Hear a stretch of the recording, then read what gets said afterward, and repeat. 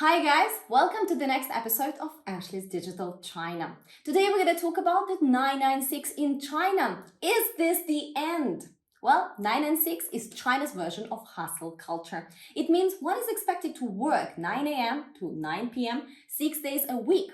In fact, in April 2016, the founder of Alibaba, Jack Ma, endorsed the culture, famously stating that workers should consider 996 a huge blessing, as there's no way to achieve the success one wants without having to pay extra effort and time. However, in August 2021, the 996 was officially ruled illegal. China's top court has ruled that the controversial overtime work policy is illegal, taking specific aim at the excessive working hours commonly practiced at Chinese tech companies. So where are we with 996 today? How has it shaped the consumption behaviors in China in the past years? And what will happen with this new policy being banned in 2021 and beyond? Well, let's first get clear. What is the 996? It is clear by now that it is a working culture where you essentially work 12 hours a day and 6 days a week. But some companies in China take it to the next level, calling it 10-10-7. You can guess what it means. Again, 12 hours a day, 7 days a week. And in fact, unofficially, they are requested to work for 300 hours a month without a break. The 996 happens mostly among tech companies in higher tier cities. And the whole concept originated back in 2010, when China economy grew tremendously, shaping the digital economy that has surpassed the West. The rise of digital economy has also created issues due to the nature of the industry itself, such as flexible work and flexible work style and time, high efficiency, and of course, high pay. The competition between Chinese tech companies is all about innovation and also tremendous growth in a very short period of time. So it's a high pressure environment. Some companies famously claim that they have no business strategy. The only policy and strategy is double every year.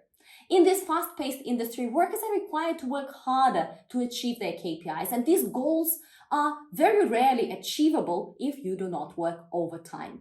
This leads to long working hours for employees, and it's necessary to cope with this rapid growth and competition in the industry itself. So the sentiment is winners take it all, big fish eat small fish, fast fish eat slow fish. This type of fierce competition has caused countless white-collar workers to work, again, long hours in order to secure their roles in very desirable tech companies. And it was all boiling down to that idea, survival of the fittest. So why? Why do they even want to work for these tech companies? Well, biggest reason is, yes, there's a dream job, there's high salary, and of course, young people straight from the university are passionate about the work that they do. Apart from the obvious brag value, like, oh my God, I work for Alibaba or Tencent, actually, money is the big factor. For example, as a fresh graduate going through about 5 rounds of interviews with Pinduoduo, if you are accepted and you're willing to go through this crazy working schedule, you can get about 18 to 20,000 RMB as a fresh grad. On top of that, you're also going to get the government insurances that constitute about 30% of that salary you are getting. In 2 to 3 years from then, you can be getting easily 50 to 60,000 RMB a month. Again, if you're willing to endure, contribute your mind and your efforts to propel the company forward. So it is very attractive for a lot of people. And while the starting point is very often the high pay and the fact that it's very prestigious to work for a tech company, many of these white-collar workers surround themselves with similar people living the same lifestyle. This mindset soon becomes rationalized, so people don't feel that there's much wrong with 996 because everybody does it. So aren't Chinese really thriving for work-life balance? Yes, they do. Hence, there is a constant struggle between a dream job that pays well and work-life balance. Chinese employees in general have longer working hours. On average, 9.2 hours daily and 49 hours weekly, which is about 2 hours more daily and 10 hours more weekly compared to the people, for instance, in the US. So based on data from 2017 as well, average leisure time for Chinese people was only 2.27 hours daily, which is lower than global standard. While they want this leisure time, they also do not want to compromise the high-paid job. So they very often feel that you can't have it all. And it's either a paycheck or your leisure time. So how has 996 actually shaped the consumption habits and the economy in the past couple of years? Here's one example. Instant meals. Yes, getting off work late, having short breaks. People tend to look for fast options for meals. And we see that throughout. For instance, increased traffic in 24-hour convenience stores across the whole country happens most frequently between 9 p.m. and 12 a.m.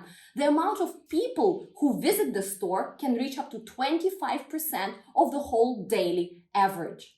We also see a big increase in fast food consumption and instant meals. In fact, increased up to 70% year on year in just 2020. We now also have so much more diversity of options for instant meals, not only instant noodles, but also instant hot pots, self-heating meals, meal replacement shakes, and so much more. Another example of consumption shaped by 996 is home economy. 80% of white collars tend to stay home after work, and only 5% will go out for entertainment. No wonder when you get home after 10 p.m. and have very little leisure time. Millions of young Chinese are leading the so-called home economy. So people want to feel good as they return home after work. They want to enjoy themselves in a nice setting and environment when they don't need to go to work. This is also why young adults spend a lot of money decorating their homes with lights, candles, feature pillows, flowers, scent diffusers, and quirky furniture, as well as building their own bar corners and mini home gyms and stationery corners. All this is happening in China like never before. And when they buy something, they tend to purchase online for convenience again, as they wouldn't have to spend extra time shopping for daily goods after work or during their day off. This has also contributed to the rise of online grocery shopping. Online food product sales increased 32.7% year on year in 2020. Another example is the night economy, which refers to consumption between 6 p.m. to 6 a.m. The most popular night economy occasion is late supper, or as we call it, 夜宵, especially for Gen Z and millennials. So 夜宵, this meal comes after dinner, often between 9 p.m. onwards, and it can last up to 4 a.m. You can also call it midnight snack. Around 60% of frequent 夜宵 goers are men, and they tend to spend more on this late supper comparing to other meals. Only 10% of white collars are willing to spend over 30 RMB for lunch, but more than 60% are willing to spend over and much over 30 RMB for late night supper. They believe the purpose of having lunch and dinner is simply to replenish your energy. But for late supper or 夜宵, this is something different. This is something to enjoy after work with some of your friends perhaps, or even alone. So you're willing to spend money on it after a stressful day. Brands like McDonald's in China have launched late supper sets to cater to these people. For example, fried chicken plus alcohol-free beer sets and so much more. So what's now with the 996 ban? Is it over or not? Though 996 work culture has indeed shaped some consumption behaviors and is driving the economy, for instance, night economy, most people within China agree this is not sustainable.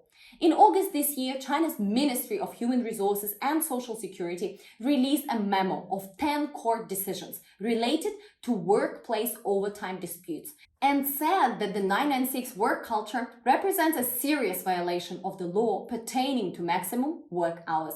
According to China's labor laws, a standard workday is 8 hours long, with a maximum of 44 hours a week.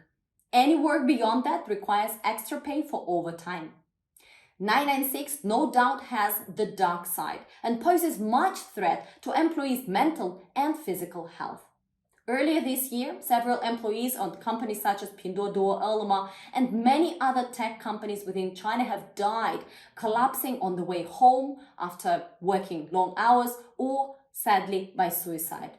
While it's unclear if the cases were directly linked to 996, but they caused outraged netizens to debate the high pressure overwork culture and the dark side of working for China's much glorified tech companies.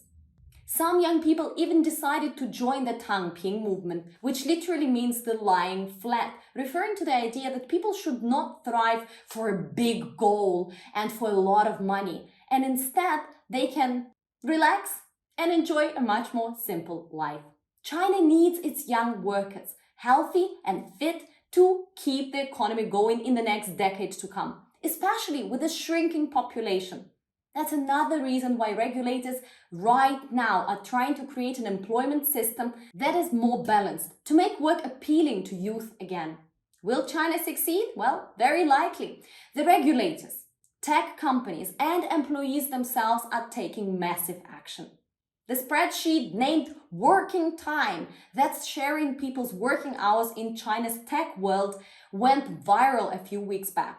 This collaborative spreadsheet encourages people to share information about their working hours in companies such as Pinduoduo, Tencent, Alibaba, Jingdong, and many, many others. This spreadsheet had been viewed more than 15 million times. The change in labor law enforcement, tech companies' action, and employees' participation will surely make China's 996 a bit closer to 955. But how close? It still remains to see. What's your take on the 996 and its ban's effect on tech companies, white collars, and consumption? Please share your thoughts. I would love to hear them. And stay tuned, of course, for the next episode of Ashley's Digital China next week. We're going to talk about regulations. Yes, this tech regulation and industry regulation that is sweeping China in the past couple of months. We're going to learn what is really happening, what to expect, and how is China transforming today. Thanks very much for watching. Stay tuned and we chat soon.